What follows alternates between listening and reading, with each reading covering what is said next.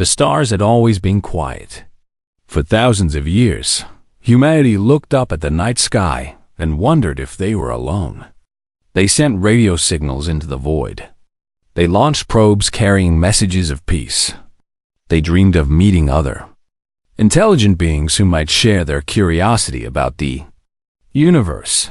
Nobody dreamed of this. 300 alien warships appeared at the edge of the solar system on a Tuesday morning. They came out of hyperspace in perfect formation, each vessel larger than anything humanity had ever built. Their hulls were smooth and silver, shaped like elongated teardrops that caught the distant sunlight and reflected it back like mirrors. Admiral Daniel Cole received the news aboard the USS Relentless, the flagship of the United Earth Fleet. He was drinking coffee in his quarters when his communications officer called him to the bridge. By the time he arrived, every screen showed the same image. The alien fleet hung in space like a wall of silver knives, beautiful and terrifying. "They are broadcasting a message on all frequencies," said Lieutenant Amy Russo, the young woman who handled communications.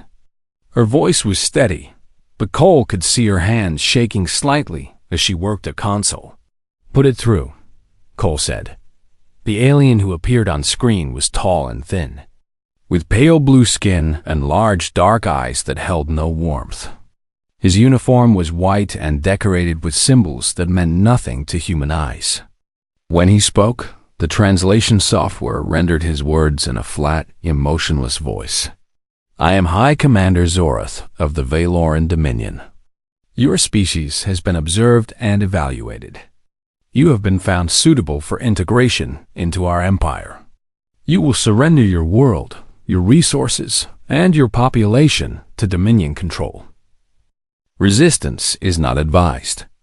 You have 72 hours to comply. This is not a negotiation." The message ended. The screen returned to showing the alien fleet, still and silent, waiting. Cole stood motionless for a long moment. Around him, his bridge crew looked to their admiral for guidance. Some of them were veterans who had served for decades.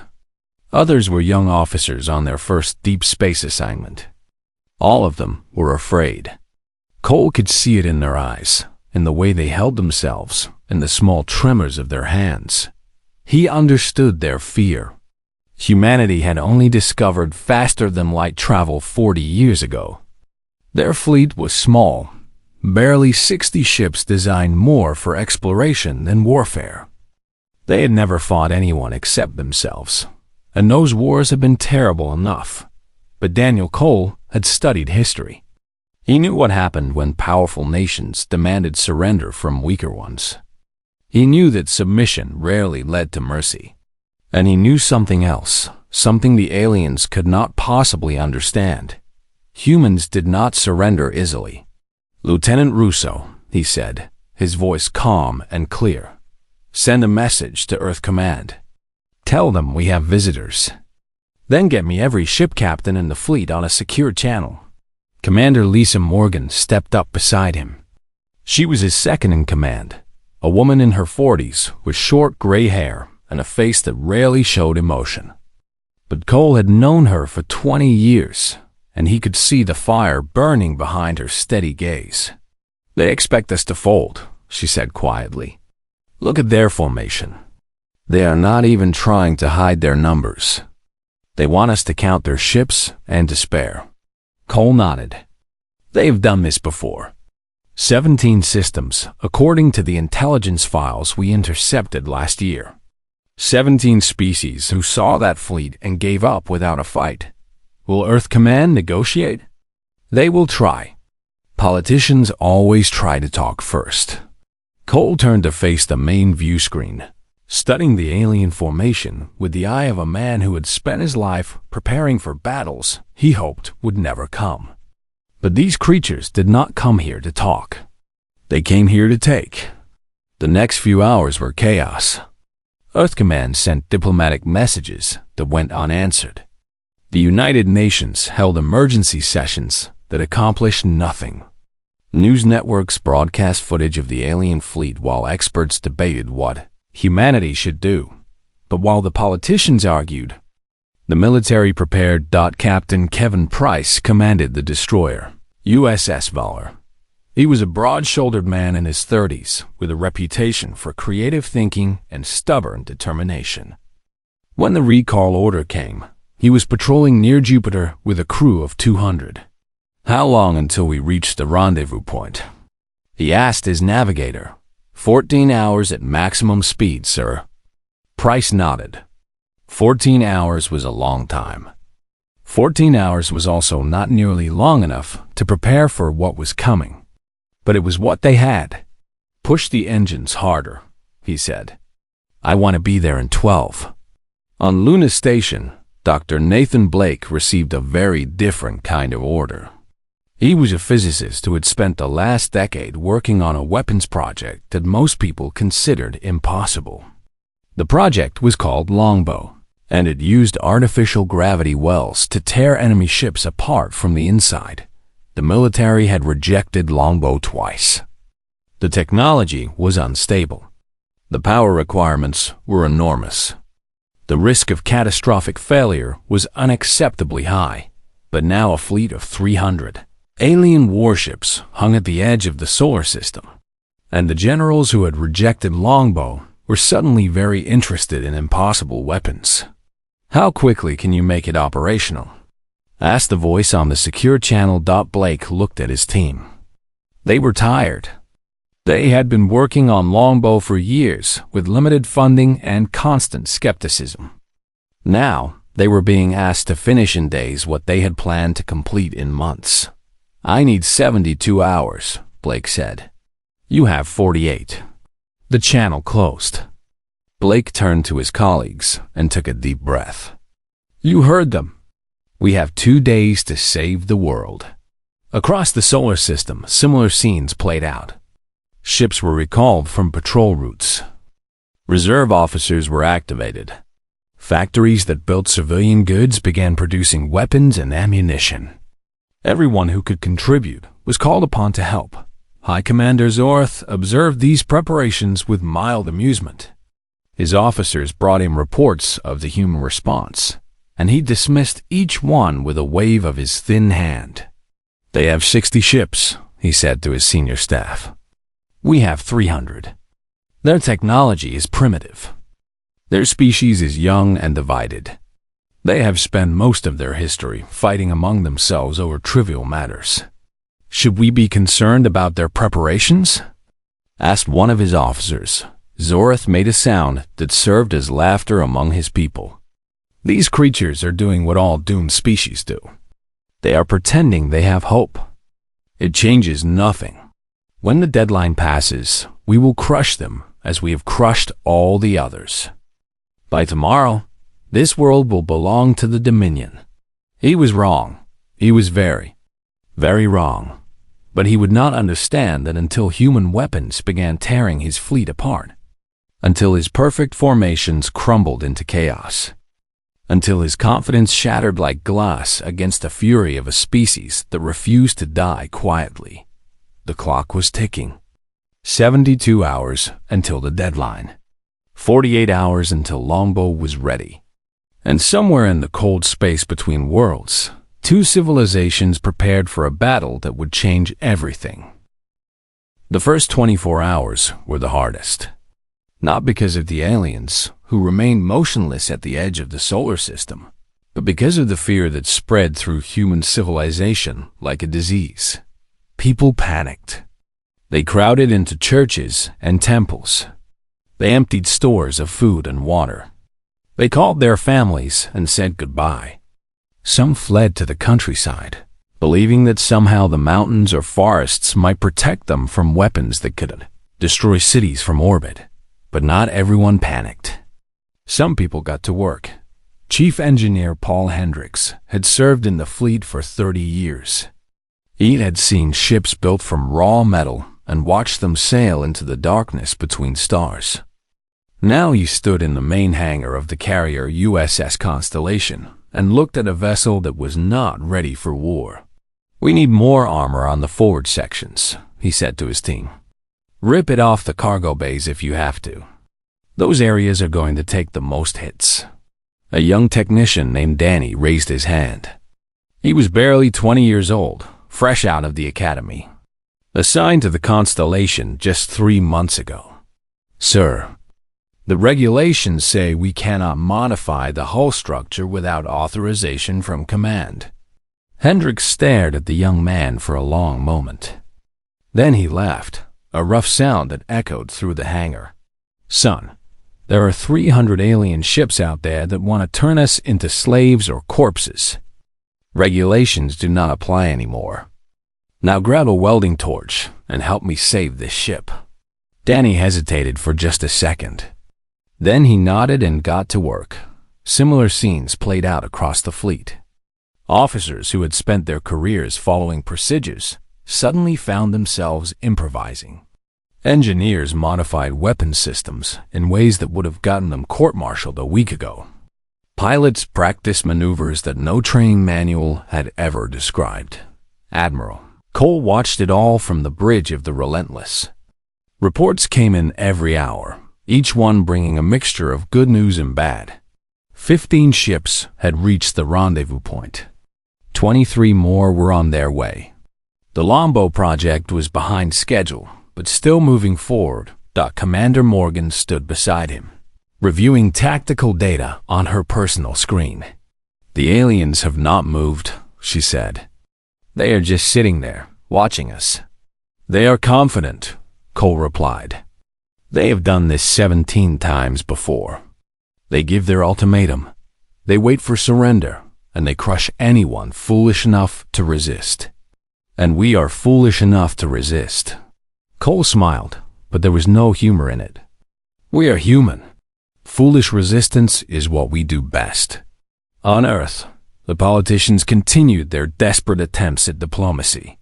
They sent message after message to the alien fleet, offering negotiations, compromises, anything to avoid war. The Valerans did not respond. They did not need to. Their ultimatum had been clear, but while the governments talked, ordinary people took action. Elena Marsh was a mining ship captain. She had spent 15 years hauling ore from asteroids back to Earth, a dangerous job that paid well but offered little glory. When the call went out for civilian vessels to join the defense fleet, she did not hesitate. We cannot fight, said her first mate, a man named Gonzalez. We do not have weapons. Elena looked at the cargo hold of her ship, filled with thousands of tons of refined metal. Heavy, dense, and moving at incredible speed. We do not need weapons, she said. We are the weapon. 37 civilian vessels joined the fleet that day. Mining ships, cargo haulers, passenger transports. None of them were designed for combat. All of them were crewed by people who refused to sit on Earth and wait to be conquered. High Commander Zorth received reports of these preparations with growing amusement. His staff showed him images of the human fleet. A ragged collection of military vessels and converted civilian ships that looked like toys compared to his warships. They are bringing cargo ships to fight us, one of his officers said, his tone dripping with contempt. What do they hope to accomplish? They hope to feel brave before they die, Zorth replied. It is a common behavior among primitive species. They know they cannot win, but they want to believe they tried. Should we attack early? End this before they can organize? Zorth considered the suggestion. It had merit. The humans were clearly unprepared, their fleet scattered, their defenses incomplete.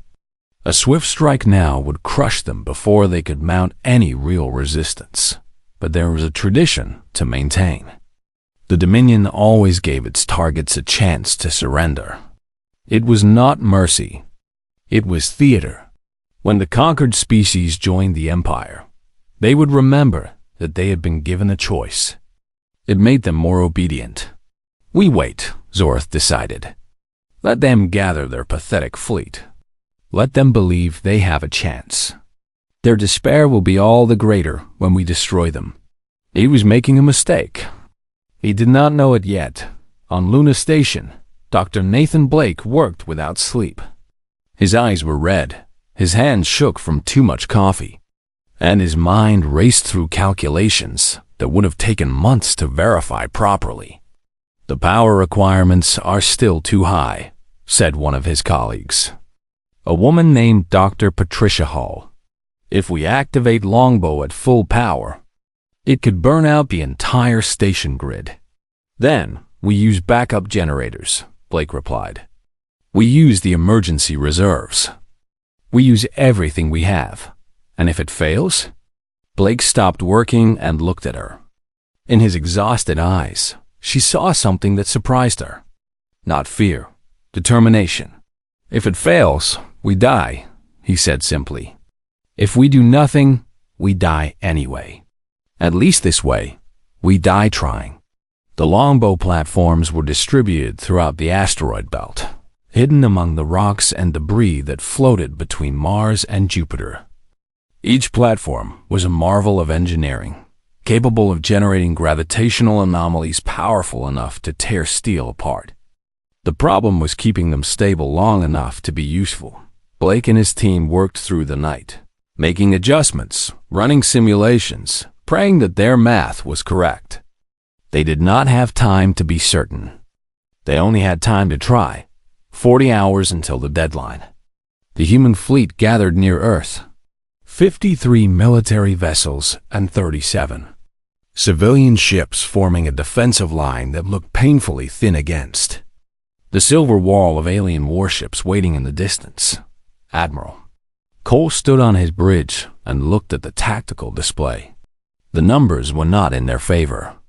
The technology was not in their favor. History was not in their favor. But Daniel Cole had read enough history to know that numbers and technology did not always decide the outcome of battles. Sometimes, what mattered most was will. The will to fight. The will to sacrifice. The will to make the enemy pay for every inch of ground they took. "All ships," he said into the fleet-wide channel. "This is Admiral Cole. I will not lie to you. The odds are against us. The enemy is stronger, larger, better equipped. By all conventional measures, we should lose this fight." He paused, letting his words sink in. "But we are not conventional. We are human. And humans have been beating the odds since the first one of us picked up a rock and decided to fight back against a predator 10 times our size. Tomorrow, we fight. Tomorrow, we show these aliens what happens when they threaten our home. Tomorrow, we make them regret ever finding us." The channel filled with voices, cheers, battle cries, promises of courage and sacrifice. The sound of a species that had decided it would rather die fighting than live as slaves. The clock kept ticking. The battle was coming. The deadline came and went at midnight, Earth Standard Time. High Commander Zorath waited exactly 1 hour past the deadline before giving the order to advance.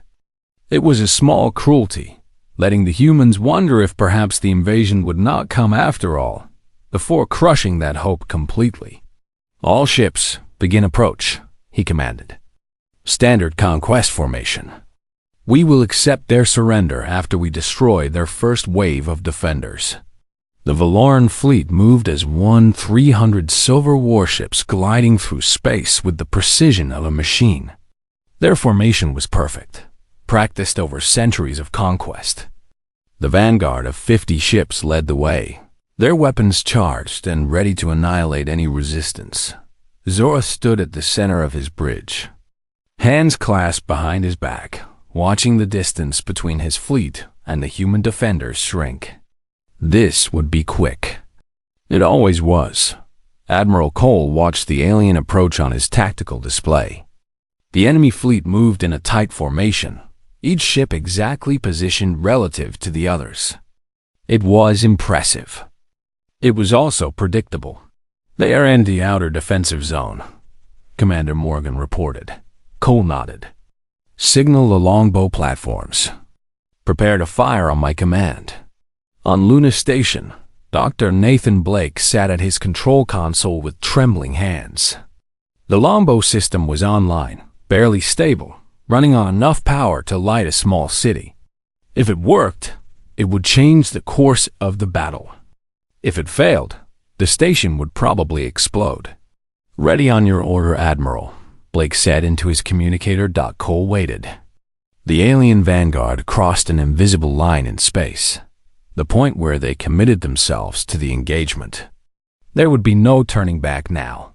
"Fire," Cole said. The longbow platforms activated simultaneously. 12 hidden stations generated gravitational anomalies in the center of the Valoran formation. The effect was instantaneous and devastating.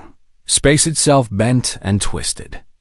12 alien ships found themselves caught in gravity wells that should not exist. Forces that pulled their hulls in different directions with irresistible power. Metal screamed as it was stretched beyond its limits. Reactors cracked and exploded. In less than 3 seconds, 12 Valoran warships were reduced to twisted debris floating in the void. "High Commander," Zorath stared at his display in disbelief. 12 ships, gone, not damaged. Not retreating, simply gone. What happened? He demanded. What did they do? His officers scrambled to analyze the attack, but they had never seen anything like it. Their sensors showed gravitational distortions that made no sense. Weapons that attacked the fabric of space itself before they could recover. The second phase of the human attack began. "All ships, fire at will," Admiral Cole ordered. The human fleet unleashed everything they had. Missiles streaked across space in waves of fire. Energy weapons painted bright lines through the darkness. The attack came not in orderly volleys, but in a chaotic storm that struck the Valoran formation from every angle. Captain Kevin Price stood on the bridge of the USS Valor, watching his missiles find their targets. The alien shields were strong, but they were designed to deflect focused attacks, not the scattered fury of weapons coming from every direction. "Target their engines," Price ordered. A ship that cannot move is a ship that cannot fight. The Valor's missiles adjusted their approach, striking the rear sections of enemy vessels where the shields were thinner. 2 Valoran ships lost propulsion and began drifting helplessly, easy targets for follow-up attacks. But the aliens were recovering now. Their shock was fading, replaced by anger. Valoran weapons began returning fire, and human ships started to die. The destroyer USS Guardian was the first to fall, hit by concentrated fire from 3 enemy cruisers. Its hull split open and atmosphere vented into space, carrying crew members with it. There were no survivors. Lieutenant Amy Russo watched the Guardian vanish from her display and felt a cold hand grip her heart. She had friends on that ship. People she had trained with, laughed with, shared meals with. They were gone in an instant, but there was no time for grief. Her console was lighting up with intercepts of enemy communications, and what she heard surprised her. "Admiral, the aliens are confused," she reported. "Their officers keep asking why we are not retreating. They do not understand our tactics." Cole allowed himself a small smile. Of course they do not. They have never fought anyone like us before. The battle raged on. Human ships dodged and weaved through enemy fire, refusing to hold formation, refusing to present easy targets.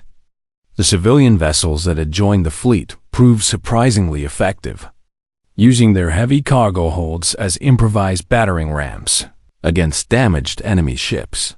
Elena Marsh led her squadron of mining ships toward a crippled Valoran cruiser.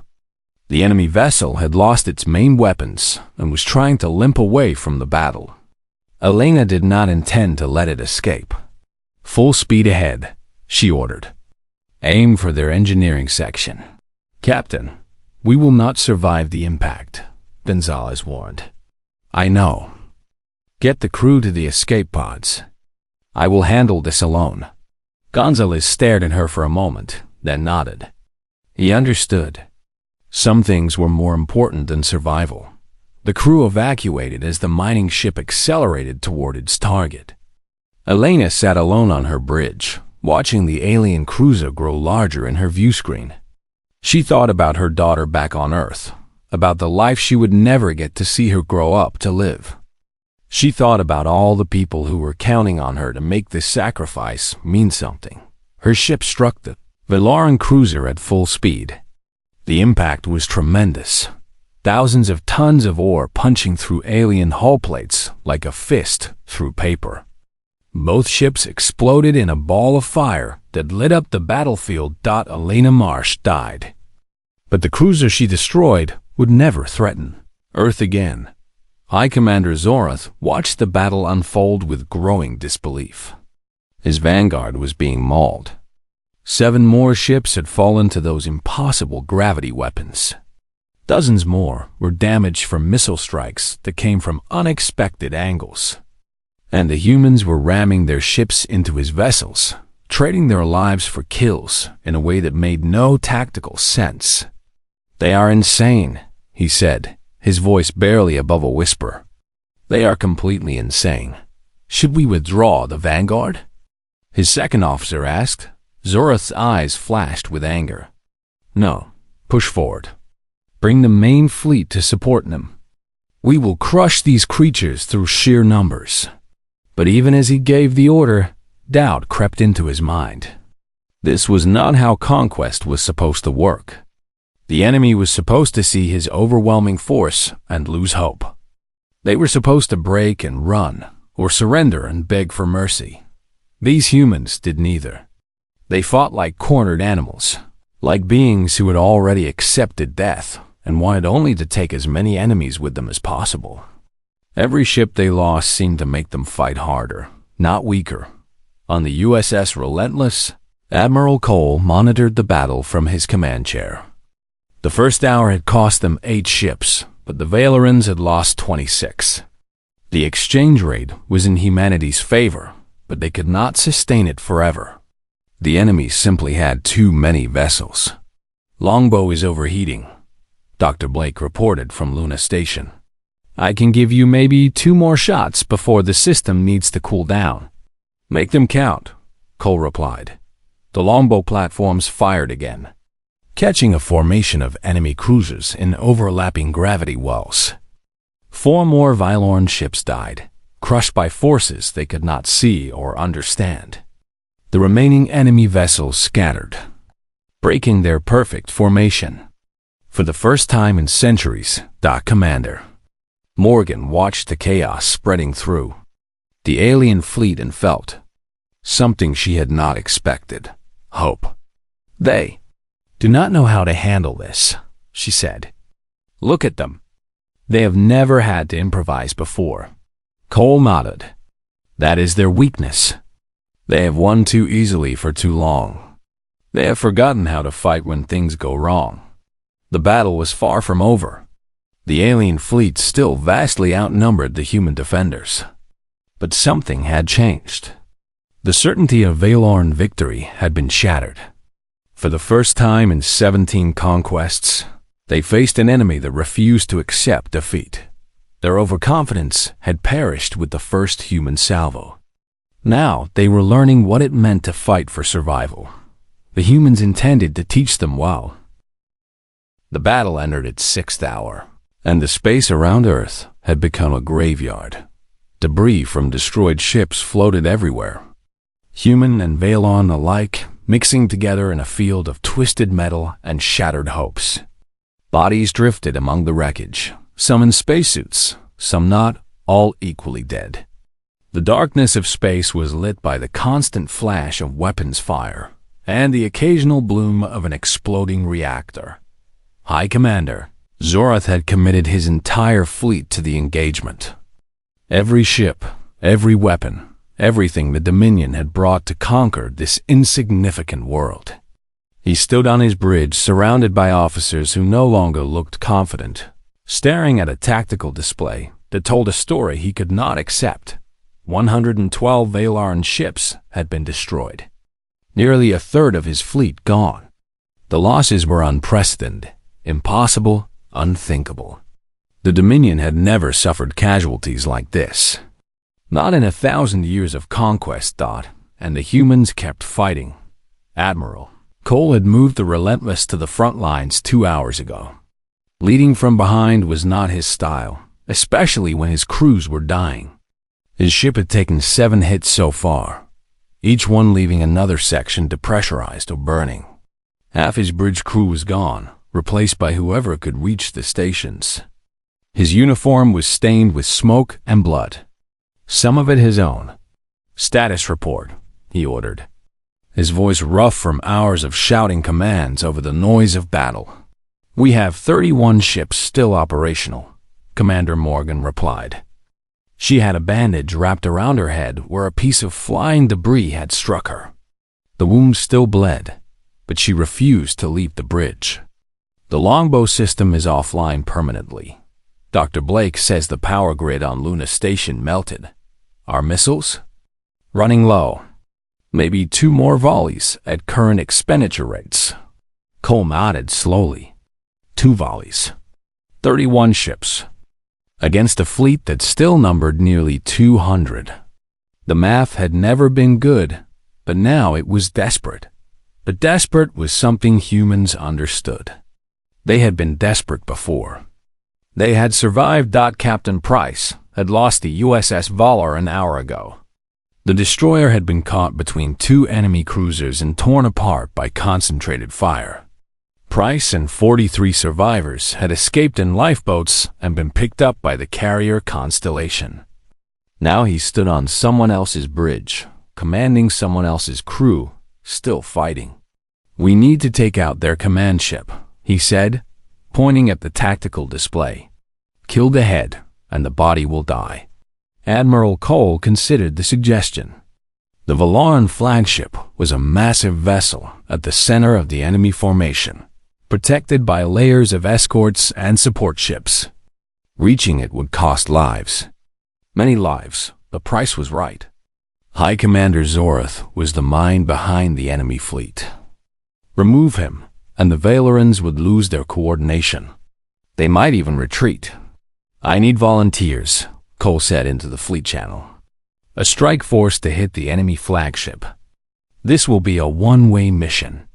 Anyone who goes probably will not come back." The channel was silent for exactly 3 seconds.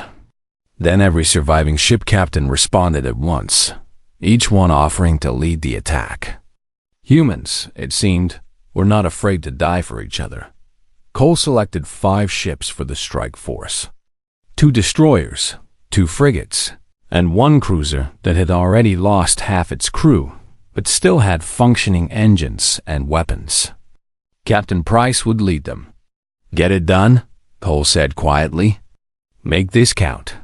The strike force broke away from the main fleet and accelerated toward the enemy center. Valon ships moved to intercept them, but the human vessels were fast and their pilots were skilled. They weaved through enemy fire, losing 1 destroyer in the first minute, but pressing on regardless. Sergeant Frank Torres was aboard the cruiser USS Defiance when it breached the Valoran defensive perimeter.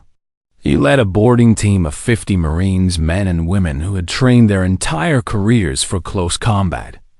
They had never fought aliens before. Nobody had. But they were ready. "Prepare for breach," Torres ordered as the Defiance matched velocity with a damaged Valoran escort ship. "Remember your training. These things bleed just like we do. Make them bleed." The Defiance extended its boarding tubes and punched through the enemy hull. Torres led his team into the alien ship with weapons firing. What they found surprised them. The Valorans were tall and physically strong, but they fought like beings who had never needed to fight. Their movements were awkward, their tactics predictable, their weapons designed for suppression rather than actual combat. They had conquered 17 star systems by intimidation, not warfare. When faced with humans who charged toward them instead of running away, they did not know how to respond. Torres lost 18 Marines taking the ship. But he took it. The Valoran crew surrendered after 20 minutes of brutal close-quarters fighting. The first time in recorded Dominion history that a military vessel had been captured by an enemy force.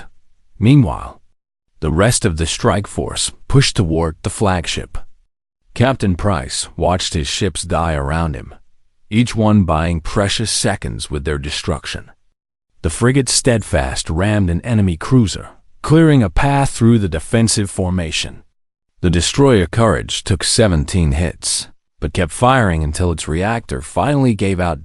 By the time Price reached the flagship, he was alone.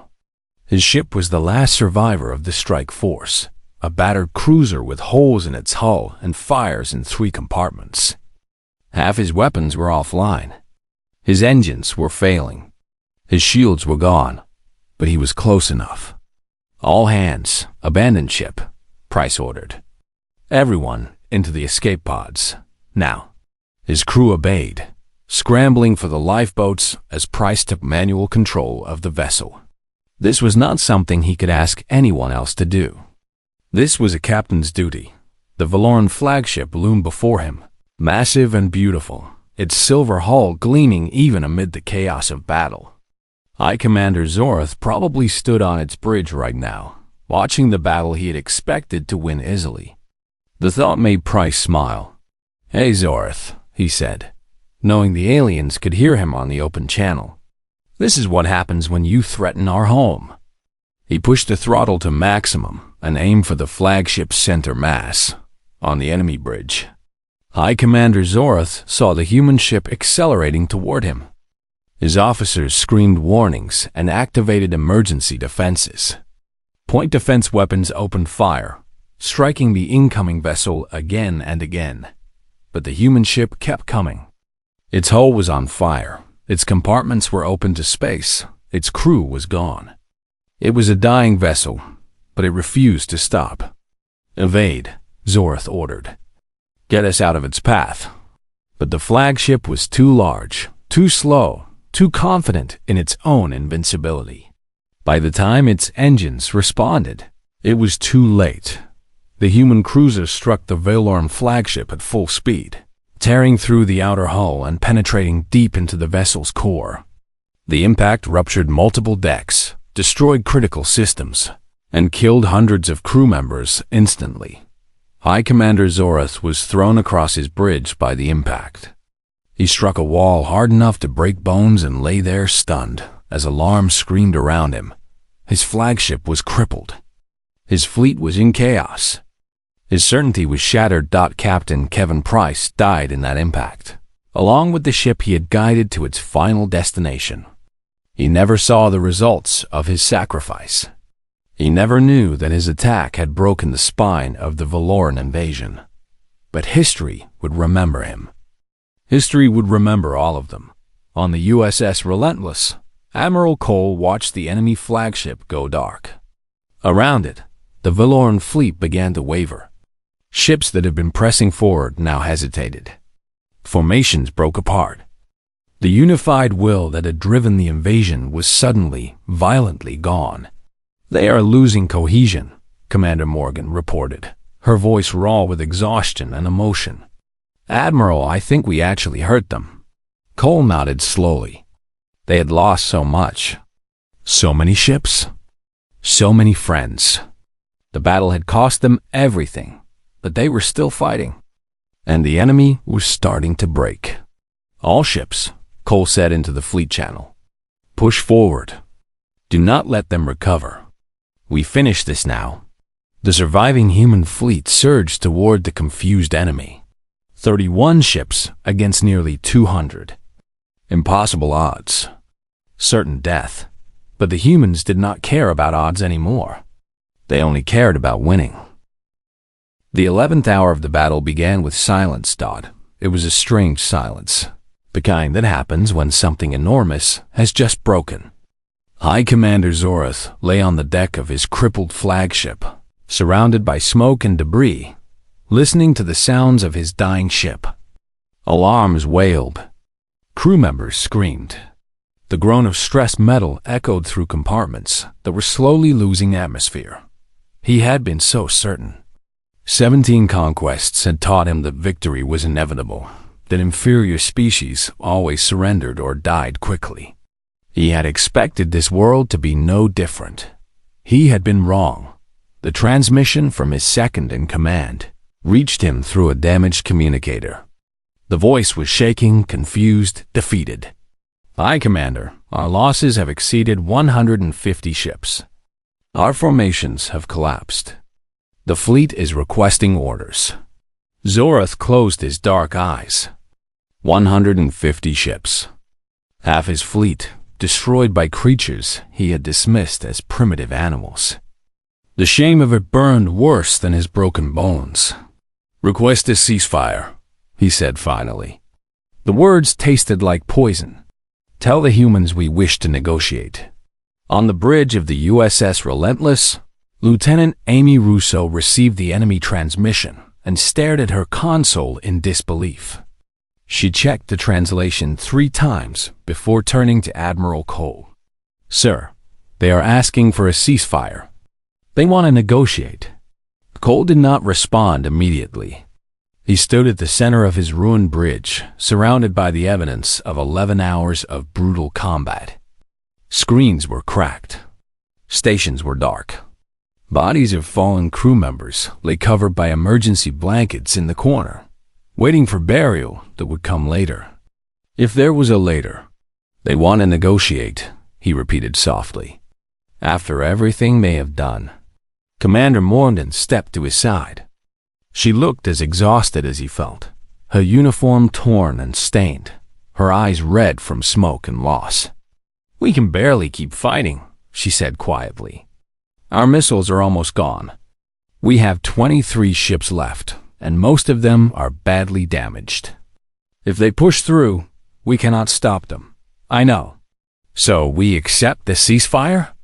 Cole turned to look at the main view screen, where the shattered remains of the Valoran fleet drifted in chaos. They had won. Not completely, not cleanly, but they had won. The aliens who had expected easy conquest had learned what it meant to face a species that refused to surrender. "Accept the ceasefire," Cole said. "But make it clear that this is not a negotiation between equals. They came here as conquerors. They will leave as survivors. Nothing more." The next few hours were strange and tense. Human ships held their positions, while Valoran vessels gathered their wounded and counted their dead. Neither side fully trusted the other. After 11 hours of killing, trust was not possible.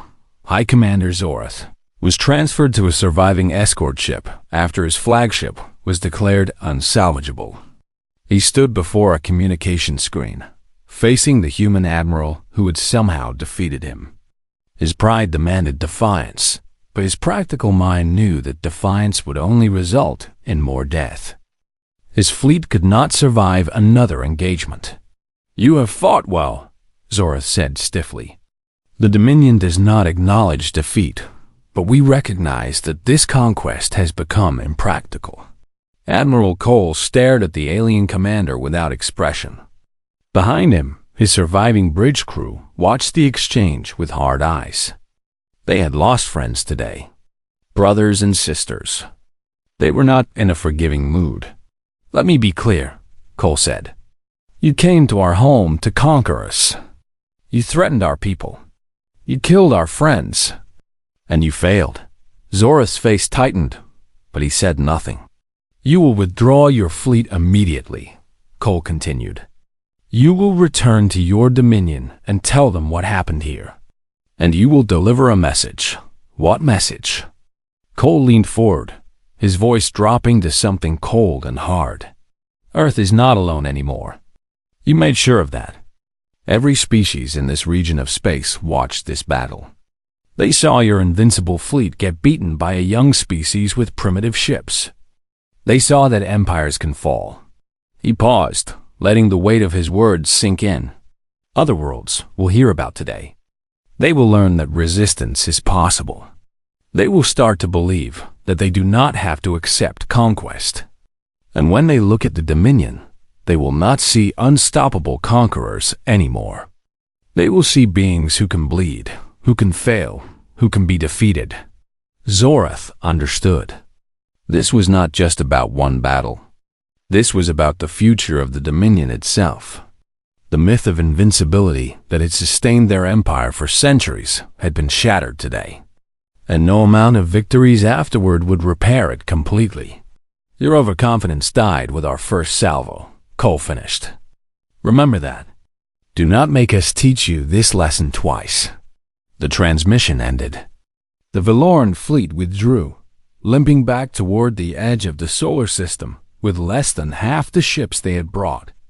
They left behind a field of debris, a graveyard of vessels from both sides, a testament to the price of arrogance. On Earth, people watched the enemy retreat with tears in their eyes. Some wept from relief. Some wept from grief, knowing that loved ones would never come home. But all of them knew that something fundamental had changed. Humanity was no longer a small, isolated species on an unremarkable planet. They had proven themselves in the most brutal way possible. They had earned their place among the stars. The memorial services began 3 days later. Names were read. Faces were displayed on screens. Stories were shared about people who had given everything to defend their home. Captain Kevin Price was honored as a hero. His sacrifice had turned the tide of the battle, crippling the enemy command structure at the cost of his own life. A ship was named after him, the first of a new class of destroyers, designed for the battles that everyone knew would come. Elena Marsh received the same honor. Her mining ship had been the first civilian vessel to score a kill against the alien fleet. Her daughter, now orphaned, was present at the ceremony.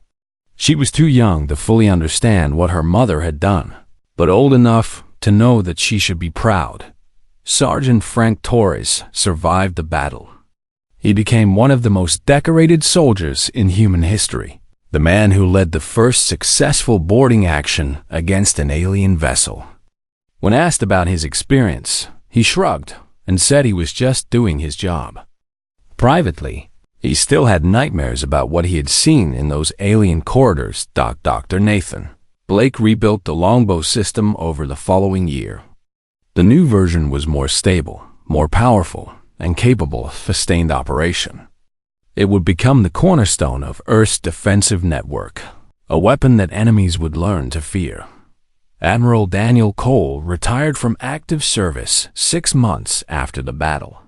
His health had never fully recovered from the strain of those 11 hours. But he remained a symbol of human resilience, a reminder that courage could triumph over impossible odds. In his final public speech, he addressed the people who would carry humanity forward into the uncertain future. "We did not win because we were stronger," he said. "We won because we refused to give up. That is what makes us human. We look at impossible odds, and we find a way. We face death, and we fight anyway.